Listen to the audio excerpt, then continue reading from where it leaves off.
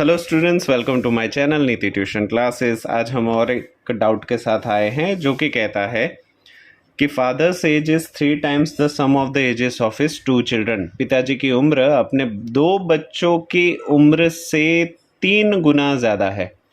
After 5 years, 5 साल के बाद, his age will be twice the sum of the ages of his 2 children. 5 साल के बाद अपने बच्चों की एज के एडिशन से 2 गुना उनके पिताजी की एज हो जाएगी। Find the age of the father. तो बताओ कि पिताजी की उम्र क्या है। काफ़ी सिंपल सा है, बट इसमें एक ही ट्रिक है जिसको आपको समझना चाहिए। फॉर सॉल्यूशन लेट, मान लेते हैं कि हम प्रेजेंट की एज पिताजी की x है और उनके 2 बच्चों का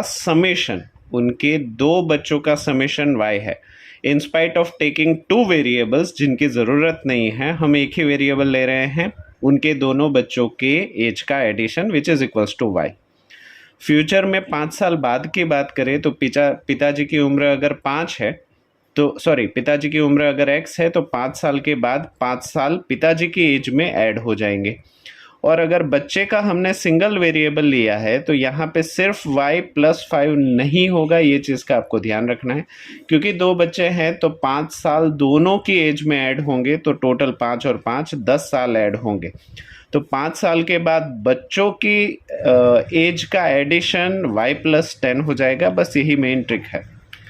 अभी दोनों इक्वेशन को हम क्रिएट कर देते हैं। हमें बताया गया है कि presently father's age is 3 times the sum of the ages of his 2 children.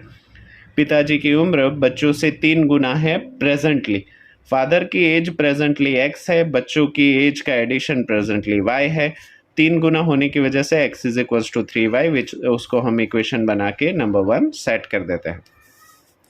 Next statement हमें दिया गया है फ्यूचर का कि आफ्टर 5 years, 5 साल के बाद पिताजी की उम्र बच्चों की एज के एडिशन से 2 गुना ट्वाइस हो जाती है।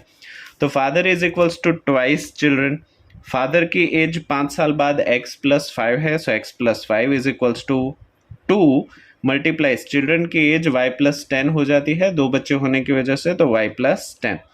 इक्वेशन को अगर आप सिंप्लीफाई करो तो x + 5 is equals to 2y + 2 10s are 20। y और 20 दोनों को अगर हम साइड चेंज कर ले तो x - 2y + 5 - 20 equals to 0, +5 - 20 is equals to -15। x - 2y - 15 is equals to 0।